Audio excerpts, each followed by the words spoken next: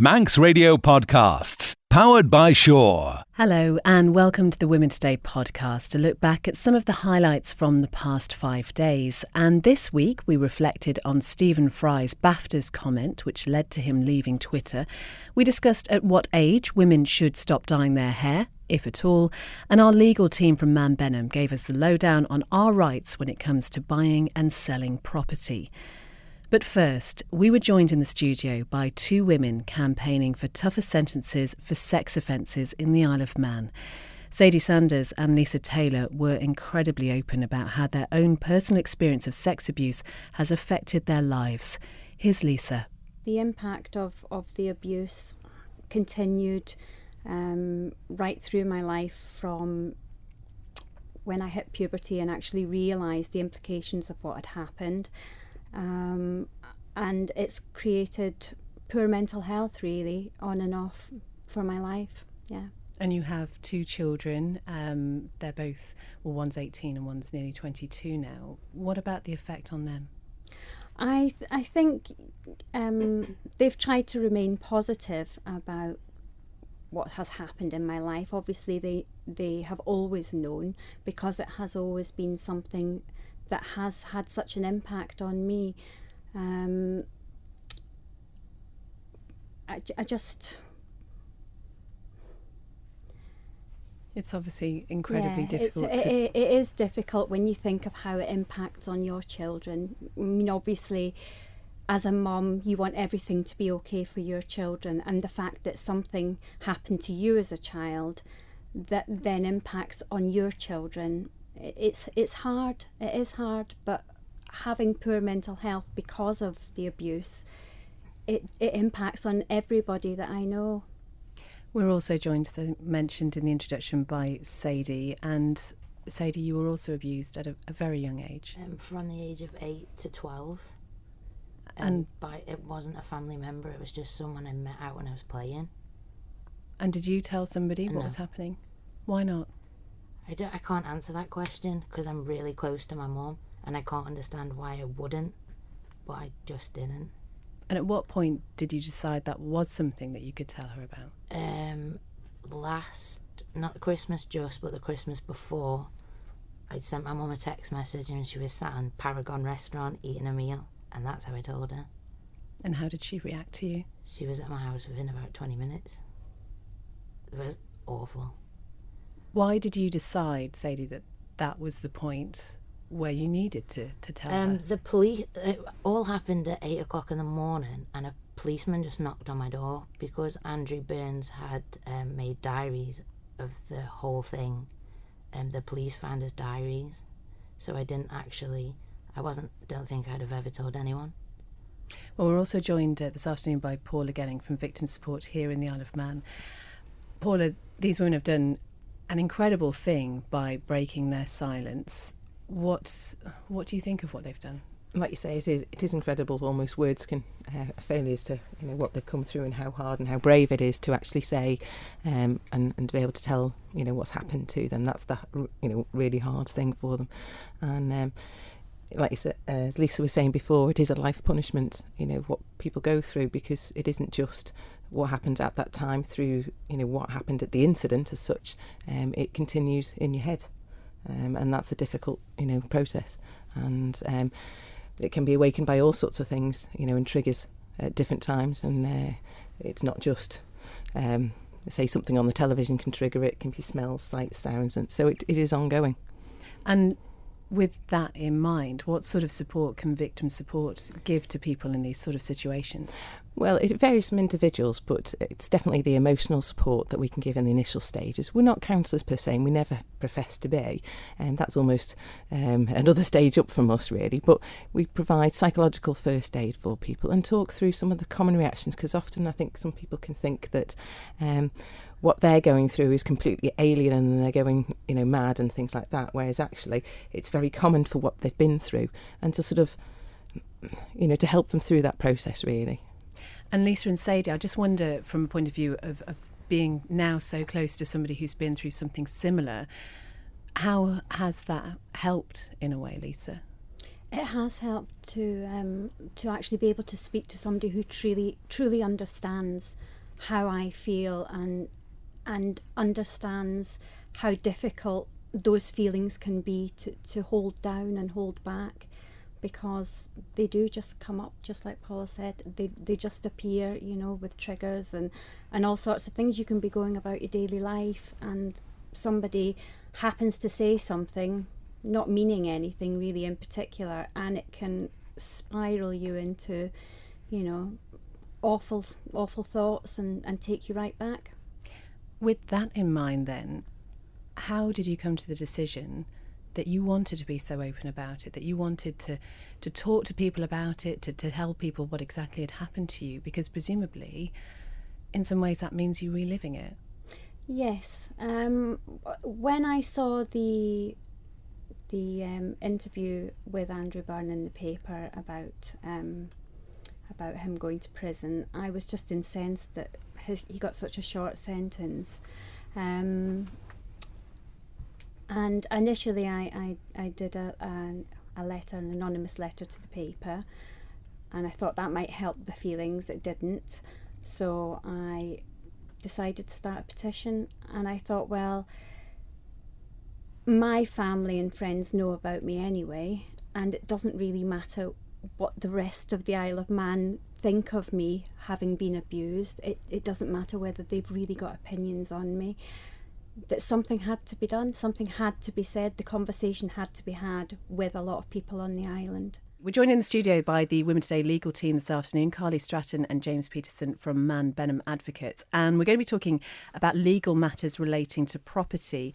And I guess, Carly, first of all, just explaining why, when it comes to buying and selling properties, that there are so many legal issues that seem to be sorted out. It does get quite complicated, doesn't it? It can do. I think the main thing when you buy a property is that you understand where the boundaries are on the property and what rights go with the property. For example, it might have a right of way with the property over a particular piece of land, or what rights the property is subject to. Again, it could have a right of way. Someone has a right to walk over the garden, or typically in a estate sort of format, you might find that you can't do certain things with property. Often you see you can't keep pigs in the back garden. Is that true? Yeah, and some of them, yeah, or hens. Or hens in the back garden, yeah. And sometimes you have to keep the boundary fences in a particular manner. So that it's often useful to know what you can and can't do, or the extent of your land, because that's often where you find disputes can arise. And how well do you think we as property owners actually understand that? Because to be honest, I mean, I moved house fairly recently. I know all these legal things were done and dealt with. I can't say I've looked at them in detail. It's really important you do look at them, because what you can often find is someone will buy a property and they might want to put an extension on it, or it could be quite a large property and they want to put another property somewhere on the land. But there could be a restriction on how many properties you can have on the land, or there could be a restriction whereby you must get another landowner's consent to develop that land. And that's a typical thing you can see. So it is important to look at them, I'm afraid. But isn't it that why you get your advocate to sort all those things out for you, in the hope that they will flag those up to you? Yeah, so what should happen is when you buy the property, the advocate should go through the rights you get and the rights it's subject to, so you fully understand it. But what the other thing I often say to people is there a particular thing you're looking to do with the property? I'm not saying look into the crystal ball in 10 years down the line, but is there a thing you're thinking, I really want to do that now? Because you can then look at it and say if there's a particular, what we would call covenant, to stop or restrict them doing that thing. Now, you mentioned boundaries. What about things like hedges and planting a hedge? If you're overlooked in some way, what can and can't you do there? It's quite difficult, that, because there's it can get quite complex between what's there, or what the deeds can say you can actually do. Is it got to be a fence at a particular level and you've got to keep it at that level, or a hedge at that particular level? Or if there's some written agreement that you have a right to light or air in respect of a particular property. Sometimes I've seen that written into a deed as well before, so they might be restricting that right in some manner. Now, you mentioned dispute, and when it comes to properties, I'm guessing that things can get a little bit heated at times. What happens in that sort of situation if a neighbour is disapproving of something that you want to do? Well, the best thing to do if there is someone in that position is to look what the rights are attaching to your property. So what have that next door neighbour agreed to do or not agreed to do, because that's often the starting point to see if there's something there. So for example, if I take it, they've got to maintain the fence, but the fence is in a position of disrepair, there might be something that says they're under an obligation to do that, or it might be that you have to contribute towards the cost of that if it's a shared boundary. So I think it's just looking within the deeds of the property or the title to the property to understand that position as a starting point and then take it from there. Now, James Peterson, you deal with sort of disputes in this area. First of all, I mean, how common are these sort of disputes here? They're not uncommon. The problem with neighbour disputes is they tend to get very contentious very quickly, which also invariably means they get very expensive very quickly if you're both employing advocates and having a massive fight about it. It does happen. Sometimes it can't be resolved by any other means.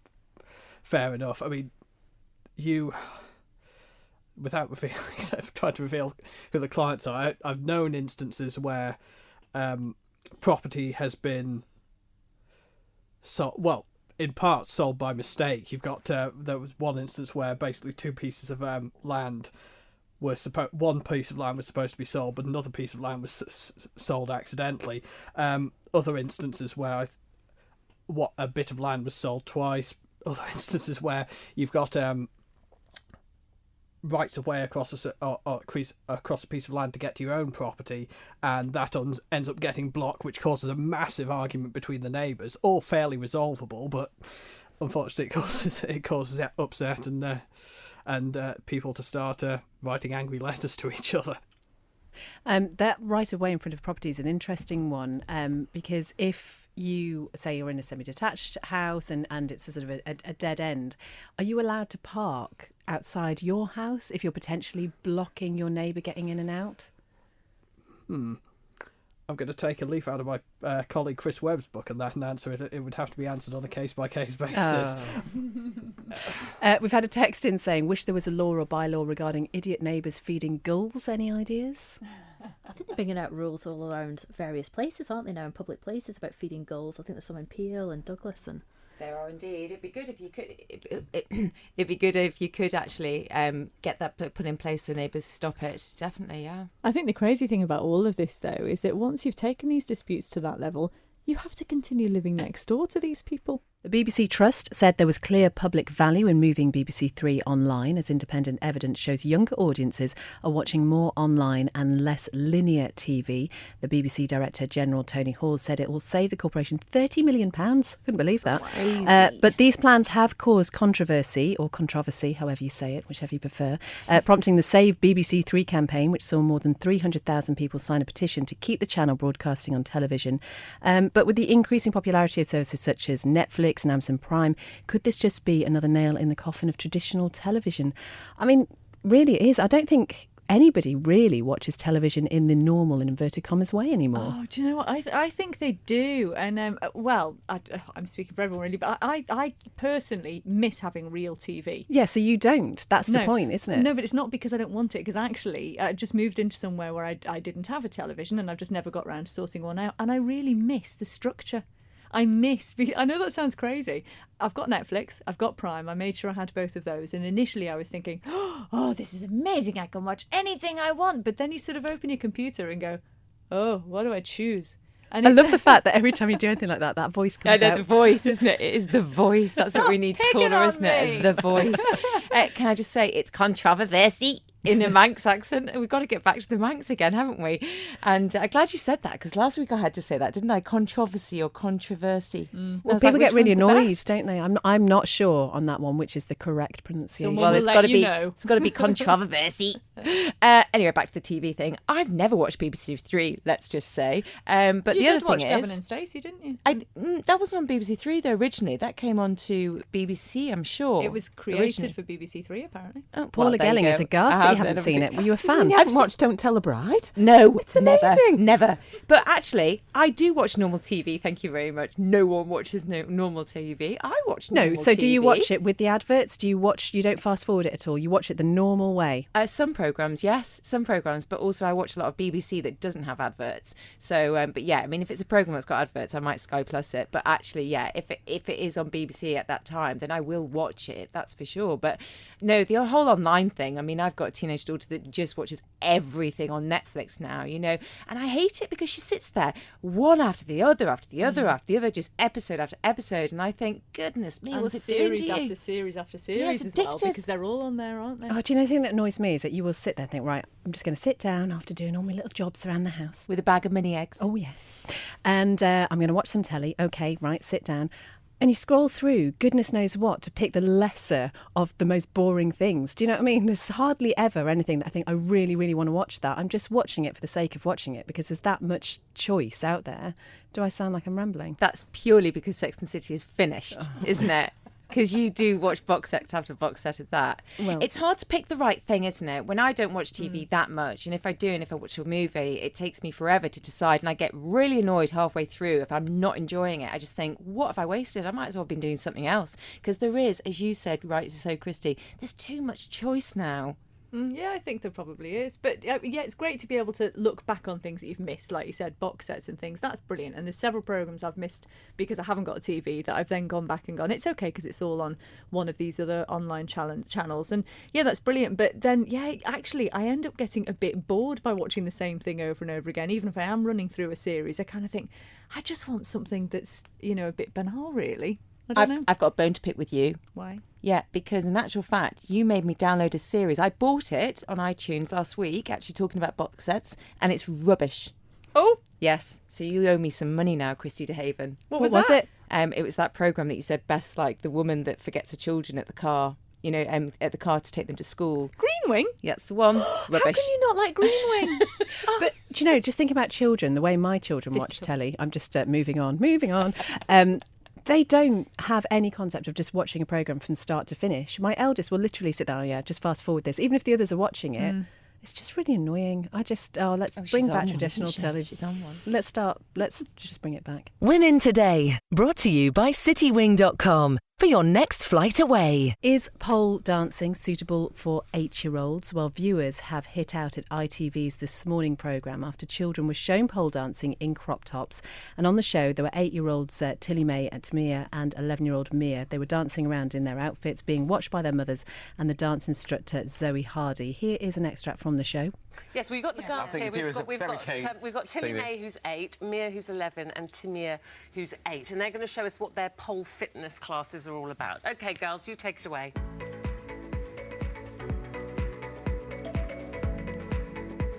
Well done, girls. I have to say, it looks such hard work. Yeah, it's really hard work. As mums of the girls there, why did you let them do this? Tilly was bullied at school for being fat and not interested in what the other girls did. So it was advertised, and I just asked her, I says, oh, look, this is advertised and it's another form of fitness. Would you like to give this one a try? Having tried normal dancing and other activities, she just never really stuck to it. She came to it and she's never looked back. And were you not concerned? No. When you say to people, oh, the girls are pole fitness. dancing. When you actually see what they physically do. Lorraine, can I ask you, I mean, what do your family and friends think of you letting Mia go to this class? Yeah, I mean, have you had any problems from them? Not really, they're all very supportive. I mean, she's done competitive gymnastics in the past, which is, I think, is very similar to this. Well, So, it's a pole or a bar that's she's just the other way round. Yeah, exactly. She's tried lots of activities, so this was something new. She likes to challenge herself, so why not? Well, on the show, there was also the psychologist Emma Kenny, who said, I don't doubt for 1 minute that the girls keep fit, and I also don't doubt that the moves we've just seen are pole dancing rather than pole fitness. I think we are in a culture that sexualises children, and whatever way you look at it, it's inextricably linked to sexualisation. Try saying that quickly. She continued, it undoubtedly includes sexual views, so we want to know what you think about this one. Is pole dancing too sexual for 8-year-olds, or is it just a little bit of fun? Let us know. Women Today at manxradio.com. You can text 166 177. Huge reaction to this on the Women Today Facebook page, which we'll come to in just a moment. Really interested in your thoughts on this, though. Christy, what do you reckon? I think it's it's what we bring to it as the viewer. I think we've all been kind of discussing this, and I think that's sort of the overriding view. And interestingly, we'll come to the Facebook comments, but most people are actually quite positive about it, which I find interesting in itself. I was quite surprised actually, because I imagined that most people were going to be against it. I mean, that was certainly the reaction largely to this being on This Morning yesterday. But then again, is that your mindset? Oh, that's an interesting question. Do you know, no, I don't think it is. I think the problem is, as Christy said, we are looking at it from an adult perspective, and we obviously know the other connotations of pole dancing. I think maybe I would have felt happier with what was on the show yesterday if there'd been boys there doing it as well. This shouldn't just be an activity of fitness for girls. I know that, but I was watching Take Me Out on Saturday night, and one of the contestants, a man, actually did some pole dancing, and he did make it look incredibly hard to do, and obviously he was incredibly fit doing it, but there was like a little bit of a slimy kind of tinge to it as well, and I think unfortunately that has been brought in. Do you know what worries me? I don't have a problem with these kids doing it. I think it takes an awful lot of strength to do it, and I think it's brilliant fitness training, and I prefer them to be doing that than sat on an iPad at home. However, what does worry me slightly is what they're wearing. That's the first thing that caught my eye, because they're in little hot pants and they're in this little crop top with this little bow on it. In actual fact, why can't they just be wearing like leggings and stuff? But then we had a discussion about that, and I was talking to Christy about it, and then I suddenly realised, I thought, you know what, in actual fact, if you think of male ballerina and ballerina boys, it leaves little to the imagination, doesn't it? So realistically, does the costume matter so much? And again, is that just us looking at it with adult eyes, knowing what we know? I mean, the reality of this is that I'm sure pole dancing is really quite difficult to do. It's almost an art form in itself. It is, yeah, and obviously over the years, adult pole fitness has become a really big thing, and it's sort of a 1980s thing, isn't it? The whole sort of pole dancing and putting money in and underwear and things like that. That's sort of the old connotation of it. There has been a bit of a battle for people who are into the pole fitness to change that sort of view of it. I think the unfortunate thing perhaps about the way this was portrayed is, first of all, the screen grab that they used from the video, and you can see the video on our Facebook page if you follow the link there. The screen grab does have one of the girls in a really unfortunate position, and I think they've done that, sort of intentionally. But also, I think maybe the setting that they had them do the workout in, because actually the moves themselves that they're doing do look just like gymnastics, but the setting they have them in quite a sort of dark corner of the room, and the way it's lit and everything, I think itself adds something to it. Dax Patel, you have 4 children, 3 boys, 1 girl. Would you have been happy with your daughter pole dancing at a young age in terms of fitness? Yes, I don't mind her doing it as long as it's not got any people observing it, because she's innocent in this. And when we do at Manx Gymnastics near the grandstand, at early age they've been taught, which is like pole but it's flexible, the monkey ropes. And it's to create strength, flexibility, and they're very innocent in all this. It's who is watching that's... I think it's not just who's watching, I think it's who's choreographing it as well. I think that was nearly right. Yeah. It's a Joeism word. Choreographing. I love it. No, I don't. It's quite embarrassing. Yeah, whoever choreographs it. Maybe at the gymnastics as a fundraiser, we might get a poll and take on this idea of having boys doing it, because, they can all do it. And but see it depends what they're doing. It depends what they're doing with their moves, though, doesn't it? Because obviously, when you see ladies pole dancing, unfortunately, they are kind of gyrating a pole, which is completely, incorrect. However, it's inappropriate. When you're looking at kids doing this routine, they're kind of using their strength to go up onto the pole. I'm trying to explain it visually, which you can't. And they are using their strength. So it depends how the routine is being worked out, doesn't it? And as you said, Christy, correctly, in what kind of atmosphere. You are going to get people observing it, I think, naturally, because like with any kind of routine, parents are probably going to be then encouraged to come and watch their children perform.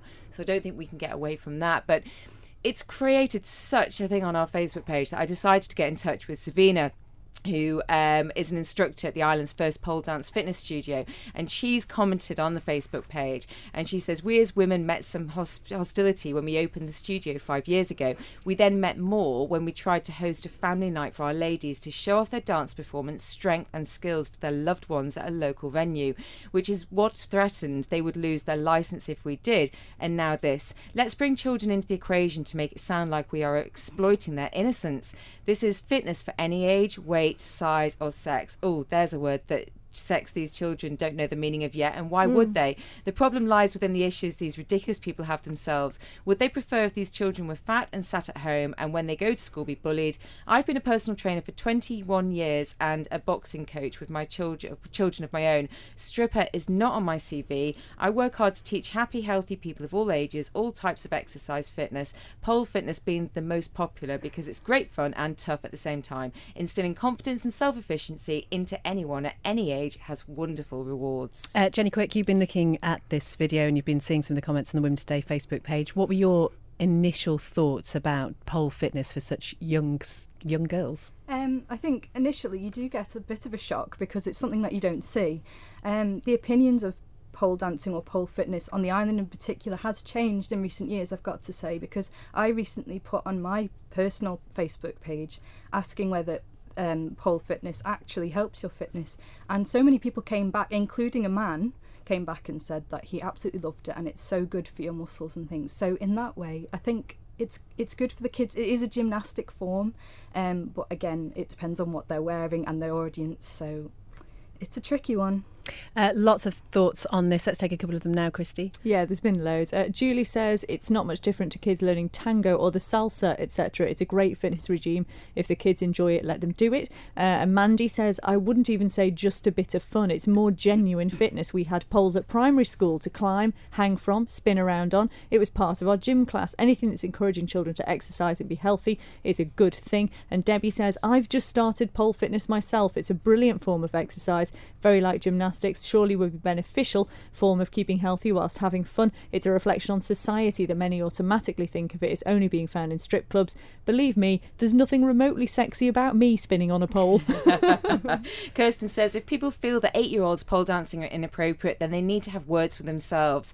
And Heather says I think they should stop calling it pole dancing, which is a really good point. It has a sexual connotation, and refer to it as assisted gymnastics or something similar. We are joined live in the studio today by Daxa Patel, and we were hearing a little bit earlier, Daxa, about your early years in London, your economics degree and your work in the Financial Times. You came here for a more sedate lifestyle, I imagine, in 1998. So Iyengar Yoga, who is that most suited for then? That's BKS Iyengar. He introduced this to the West. He died, sadly, 2 years ago at the age of 95. Yes. And so who would be most suited to these sort of classes? Any person. So I'd give classes to children, to adults, people with disabilities. Like this morning I had the class at the Hub, which is for complete beginners or people with injuries or can't do a full class. So you change the class, you structure the course to your needs, basically. And is it something that you practice yourself every day? I did on my way here. If people were watching me driving the car, they would have How do you seen do me. yoga when you're driving a car? I was doing my Bhastrika breathing. I was doing the nose Nadi Sudasana, and then also doing Simasana, so that I'm not tense, because this is new for me, speaking live. I have come on in the past when I've brought students for Pestalozzi here, but I'm just the observer and they're in the hot seat. Within your practice, do you and within your classes, do you teach meditation as well, mindfulness? It all comes in together. It's a total package. What you have to commit is an hour and a half, and you get everything in that. And mindfulness has always been there. It's just a buzzword at the moment. Well, you have mentioned already your work with Manx gymnasts, and I'm guessing yoga may be, I don't know, prelude to that. You need to be flexible. You need to sort of have the right sort of breathing and posture, etc. Is that a natural progression into that? Well, how gymnastics started was because when we came, our children couldn't do any sports because they were under the age of 8. And gymnastics is a sport that you can start very young at 3, 3 as a toddler. And when Anand, our oldest, who was in the Commonwealth Games, and we had our first boys and girls team for the Commonwealth in Glasgow in 2014, his reception report said he had very poor spatial awareness. And this is what got her started at gymnastics. And our Russian coach, Gennady, had just started at Manx Gym. And he goes, yes, come. I said, how about our number 2 son? Oh, yes, bring him too. So that's how gymnastics all started, from what was 1 hour, 2 hours, to what is 4 days, 3 hours sessions. And what about the impact on a young person's body? Is it okay to be... Well, doing yoga, I do have issues because of the kind of thrusting you're doing on the joints. And joints like your ankle, knee, hips are very delicate. But I think combined with doing yoga to open up those areas that you hold in tight tension works together. Just explain to us what Pestalozzi is all about. What Pestalozzi, it's evolved from what it was, which was taking displaced children from the Second World War to refugees in the 60s, to what it does now, which is take young students from the age of 16 to 19 and gives them 2 years of education and board in Hastings. So they take students from disadvantaged backgrounds, humble backgrounds. So the countries we get students now is Belize, Bhutan, India, Nepal, Indonesia, Tibet in exile, Uganda, which is only in the last few years. It had nothing to do with me, Zambia and Zimbabwe. So these students are selected and they come and have education on board. Something else that you're involved with is Prison Works, and there's an event coming up at the start of next month. This is completely new. A friend of mine, Marcy McLeod, is behind spearheading this Prison Works, and so she asked Dax, would you like to take part? And I've always wanted to go to this hotel up north, so this is where I'll be going. I'll be handcuffed on the the 5th, and then taken in for 24 hours. So I'll be processed like anybody else, and I'll learn a bit more about Prison Works, as it's called. And it's about serving the needs, I'm reading here, serving the needs of offenders, ex-offenders, people at risk of offending, victims of crime, family members of all four, and members of the Isle of Man community. And another text in, I dye my hair and wear a denim skirt without tights, and I'm in my 50s, and I get loads of looks and turning heads, probably because I'm a man. Do you keep your eggs in the fridge? No. Where do you keep them? Anywhere but the fridge. Back cupboard. Back cupboard. Where do you keep your eggs? Fridge, I know you're not supposed to, but in the fridge. Where do you keep your eggs? In the cupboard, in a pickle jar, because they're pickled eggs. I had 4 put out and the other one's in the fridge. Where do you keep your eggs? In the fridge. Why? Keep them fresh. Do you keep your eggs in the fridge? No. Where do you keep them? On the worktop by the side of the cooker. Do you keep your eggs in the fridge? No.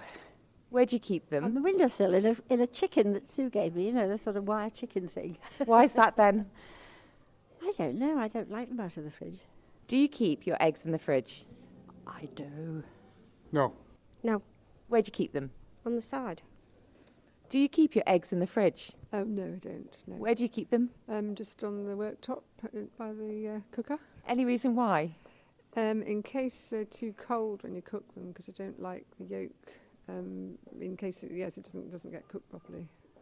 Do you keep your eggs in the fridge? They're on the side next to the microwave. Yes, I do. Why? I just do. My mum always did. No, I don't. I think that they are better to cook with, and I've always thought that that's probably where they should be, actually, not in the fridge. Even though there's supposed to be an egg section in the fridge. No, I never have. I don't know why. I think perhaps my mother didn't. Do you keep your eggs in the fridge? Yes. No. In a bowl on the table. You meant to, aren't you? You don't want them getting warm. No, definitely not. Where do you keep them? We keep them just in cardboard egg boxes because I have hens. So, no, we never refrigerate eggs. The yolk and the white will separate if it's been kept too cold. As it's Friday, we like to finish with some music to ease us into the weekend. And after seeing them at the Peel Centenary Centre last Saturday, I wanted to play you something by the band Scarlet Parade. They were also guests of Christie on the Sunday soundtrack last week. And I am really ashamed to say that despite one of their members being the brother of a really close friend of mine, I'd never actually heard them before. I was completely blown away with them at the weekend. The concert also featured the hugely talented Ruth Keggin, Sarah Hendy and Matt Creer. So here now is Scarlet Parade with Liar Liar. Have a great weekend. I have lived my life in the cold grey light. I have seen their stare. I held my mother's hand as the man was shot before me. Just close my eyes and pray they never saw me.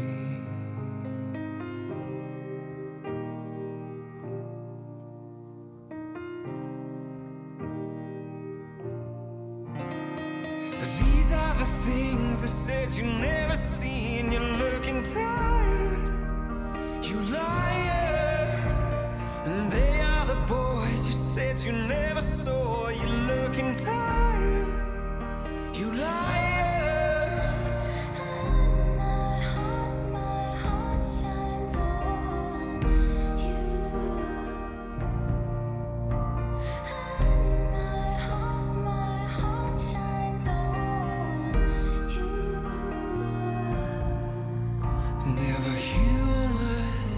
ever needed, never felt that you ever see it.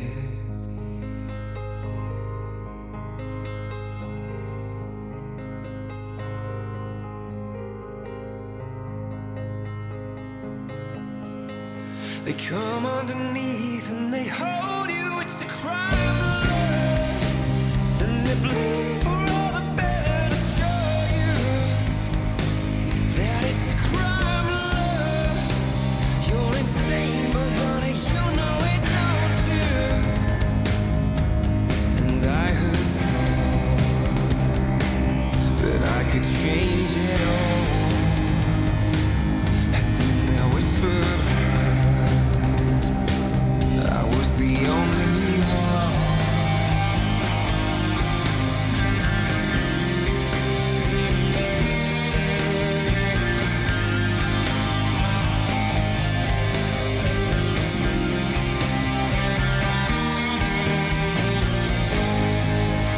You know they never tell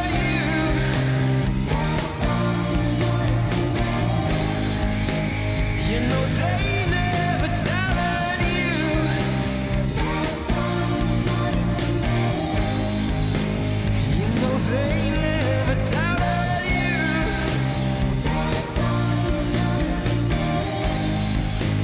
You know they never tell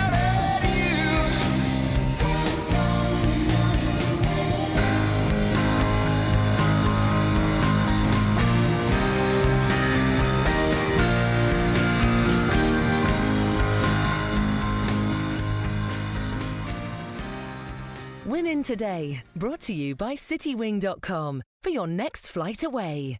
Thank you so much for downloading this Women Today podcast. Don't forget the show is on live just after 2 o'clock every weekday. You can catch up on demand at manxradio.com and keep up to date with what we're doing on our Facebook page or at MR Women Today on Twitter. Until next time, goodbye. Don't sit in the slow lane. Join the fast lane right now with Shaw's all-new Superfast Plus broadband. Enjoy more bandwidth, amazing speeds and the best value on the island from just £23.95 per month. So don't be left behind. Get a piece of the high-speed action with Superfast Plus broadband from Shaw. For details, visit our stores in Douglas, Ramsey and Port Erin or click shaw.com. Love being Shaw. Terms and conditions apply.